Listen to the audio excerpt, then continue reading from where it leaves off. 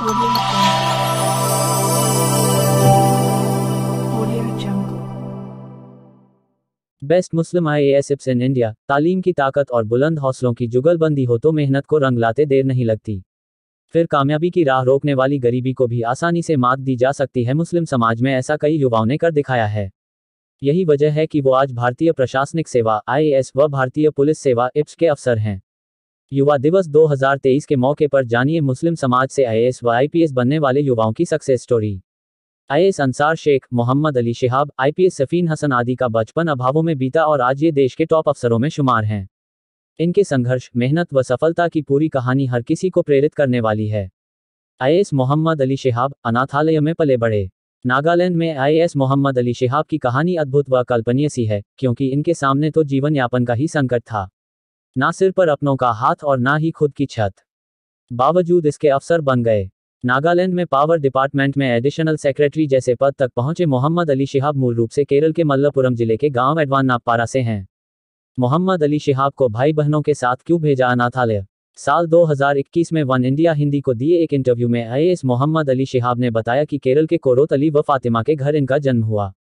कोरोत अली बांस की टोकरियां बेचकर शिहाब, उसके बड़े भाई गफूर अब्दुल, दो बहन सोहराबी व नसीबा को पालते थे।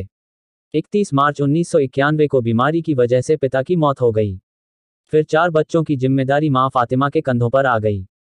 कम पढ़ी लिखी फातिमा को पाल नहीं सकी तो पति की मौत के 2 माह बाद 11 वर्षीय बेटे मोहम्मद शिहाब, 8 वर्षीय बेटी सोहराबी व 5 वर्षीय बेटी नसीबा को केरल के कोझिकोड स्थित कुट्टिकेट्टूर मुस्लिम अनाथालय में भेज दिया। चपरासी से IAS तक का सफर। मुस्लिम समाज से ताल्लुक रखने वाले IAS शिहाब कहते हैं कि अनाथालय वाले दिन में मैं कभी नहीं भूल सकता। वहीं पर रहकर 12वीं व प्री की डिग्री पाई। फिर 10 साल बाद घर लौटा और दूरस्थ शिक्षा के जरिए स्नातक की और प्रतियोगी परीक्षाओं की तैयारियों में जुट गए। साल 2004 में चपरासी व रेलवे टिकट परीक्षक और जेल वार्डन के पद पर भी नौकरी भी की।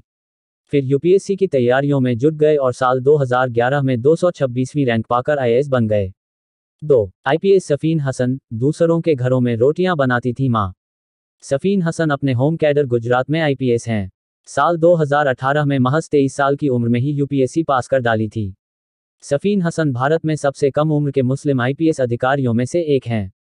UPSC में 570 रैंक पाने वाले सफीन हसन मूल रूप से गुजरात के बनासकांठा जिले पालनपुर के गांव कानोदर के रहने वाले हैं।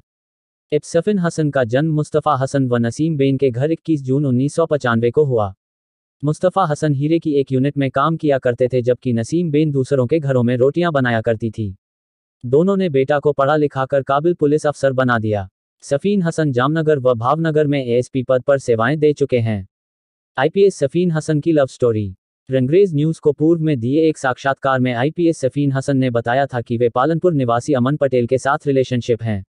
अमन पटेल अहमदाबाद में पली बढ़ी हैं। MBA करने के बाद हिंदुस्तान लीवर कंपनी में प्रोजेक्ट मैनेजर के पद पर जॉब भी किया।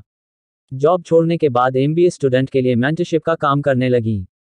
अपने बिजनेसमैन पिता के साथ HR IT फील्ड में सक्रिय हैं। 3. IAS अंसार शेख, ऑटो चालक, पिता छुड़वाना चाहते थे स्कूल। पश्चिम बंगाल कैडर के IAS अंसार शेख महाराष्ट्र के जालना जिले के शेल गांव के रहने वाले हैं। इनके पिता योनस शेख अहमद ऑटो चलाया करते थे। गरीबी के कारण एक बार अंसार शेख के पिता उनकी TC कटवाने स्कूल पहुंच गए थे, मगर टीचर की समझाइश पर माने। बाद में अंसार शेख ने 12वीं बोर्ड परीक्षा 91% अंकों से पास की। UPSC 2015 में अंसार शेख ने 361वीं रैंक हासिल की। अंसार ने पुणे के स्नातक किया और फिर UPSC की तैयारियों में जुट गए। UPSC 2015 में अंसार शेख ने 361वीं रैंक हासिल की, वो भी पहले ही प्रयास में। अंसार शेख की पत्नी का नाम वाजिया अंसारी बताया जाता है, मगर रंगरेज न्यूज इसकी पुष्टि नहीं। आप देख रहे थे रंगरेज की आवाज़ न्यूज़। बाकी अधिक जानकारी अगले वीडियो में आप तक पहुंचाएंगे। बने रहिए रंगरेज की आवाज़ न्यूज़ के साथ। चैनल को सब्सक्राइब करें।